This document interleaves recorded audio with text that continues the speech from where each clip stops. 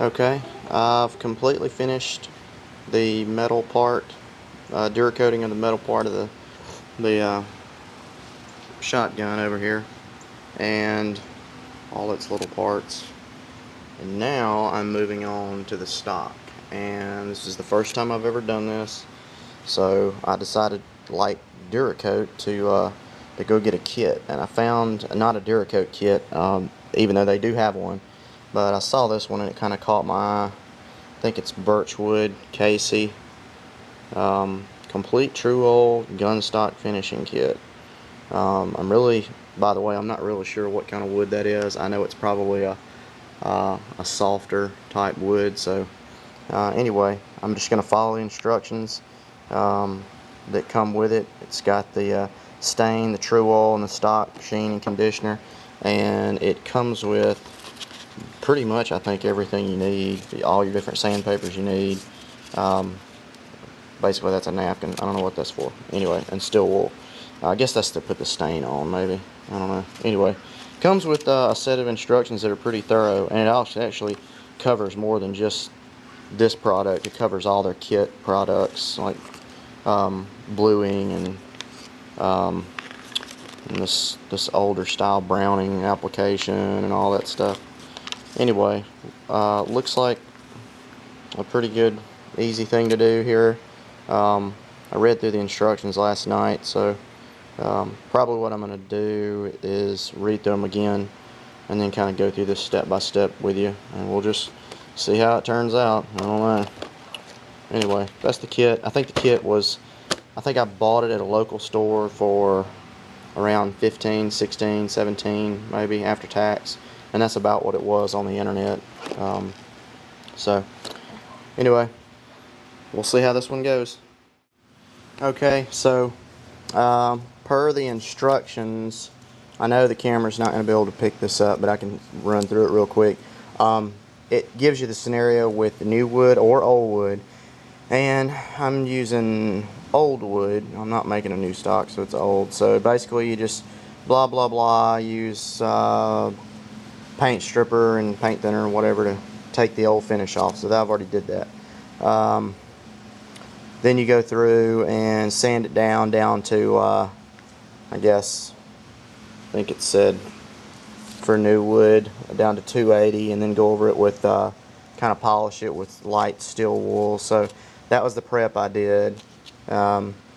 Wood staining, you're going to take this is walnut stain that comes with a kit, so water based. So you're going to take that, take some water that I have in here, mix a little bit in here to get it kind of the color I want, and test it on some scrap wood. I've got a lot of wood around here, so I'll test it on a spot, and you leave it like it is for real dark, and to get it lighter you progressively add more water, and if it's not as dark as you want once it hits the wood, you just add more stain. So anyway, I'm going to use one of these because that's the only thing I could find around the house. It says to use a lint-free cloth or brush, and I don't have a lint-free cloth, so I'm using this brush. We'll see how it goes, but that's where I'm at right now. Okay, well, I'm finished staining. I diluted the stain like they said, equal parts stain and water, and then I tested it here. That's about 3 or 4 coats. So I went ahead, when I was happy with that, I went ahead and stained my stock. So there's the stain. That's each of these have 3 coats of stain, and it's not going to look like this. The only way to explain it is, and in the directions explain it this way, if you want to see what it's going to look like before you even stain, pour some water over an area, and that's probably what it's going to look like. So when you initially put the stain on there, it's going to look like that, and as the stain dries, it becomes it's not as shiny, it's not as deep or dark or whatever, and so it looks like, well, that's not going to look very good. So right now it's pretty a dull finish, but and it's not nearly as dark. So you can tell what it's going to look like by putting it on when you first put it on. So right now you can look at it and say, that doesn't look that great, but it's going to look different once you've got your oil and and that stock sheen and conditioner on it, and you buff it down. So I didn't really have time to pull the camera out to show you what it looked like, but you'll see in the end. But it is going to dry like this, so it'll look like it did when I first put the stain on, but when it dries it does this. But if you do this, don't worry, it's gonna, you know, it's really the same thing when we stained our concrete floors. They said if you want to know if you got enough stain on there, after you stain it, put some water on it, and then that'll be what it's like after you put the finishing coat on. Same thing with this kind of, if you want to know what it looks like, throw a little water on it after you stain it, and you'll know what it looks like. Anyway, it says now, before I put the True Oil on here, that I need to let it dry for 24 hours. So it's going to dry, and I'll put it on tomorrow afternoon probably. Well, I wanted to show you this before I got too far along.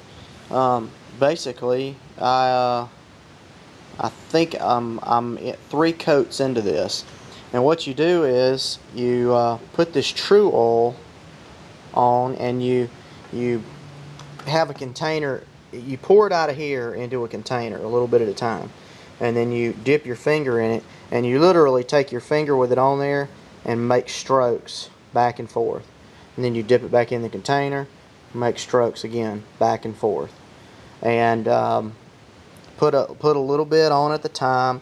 It says in the directions, it says all this in the directions, but the first coat you put on, the wood really absorbs it, so it's just like it's getting sucked up in there, and it still looks kind of rough.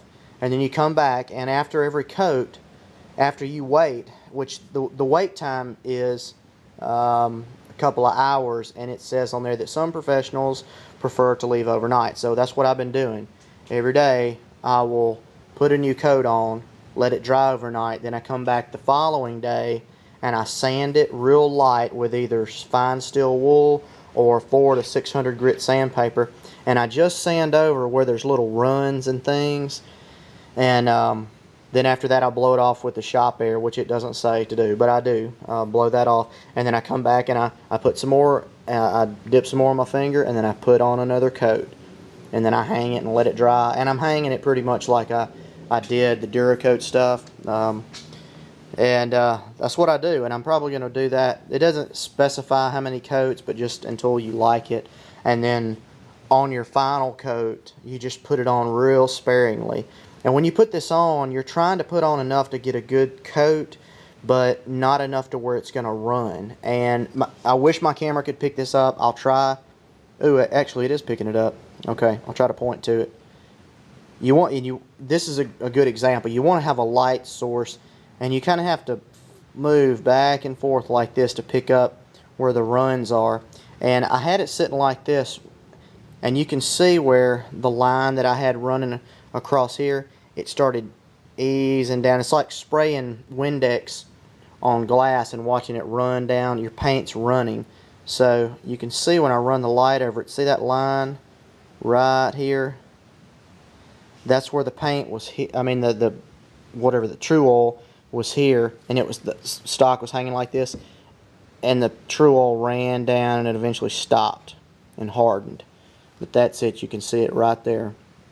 And that's all I do. I just take, every day when I come in here and put my new coat on, I take and I run it back and forth with that light over it so I can see.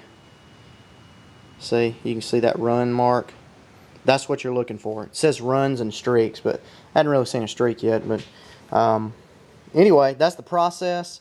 I'm just going to keep putting a coat on, letting it dry 24 hours, sanding, put another coat on, let it dry 24 hours, over and over and over. My last coat I'll take and put it on real thin, and hopefully don't have any runs, and that's it. Turned out real good. You'll really start seeing it shine the second and third coat. It's really shining up now. Anyway.